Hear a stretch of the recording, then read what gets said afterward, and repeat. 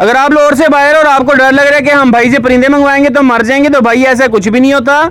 ये एक बच्चा भाई को भेजा हूँ पिंडी में, माशाल्लाह जी चेक करें। सदाम भाई का नाम है। अगर वो मेरी वीडियो देख रहे हैं तो लाजमी अपना फीडबैक दें। ये भाई की फीड भी रख दी है ताकि उनको फीड लेने के लिए भी परेशानी ना हो।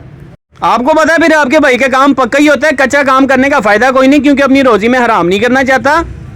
रब्ता नंबर नोट कर लें 0308871471। मेरी लोकेशन लाहौर में, डिलीवरी मेरी ऑल ओवर पाकिस्तान।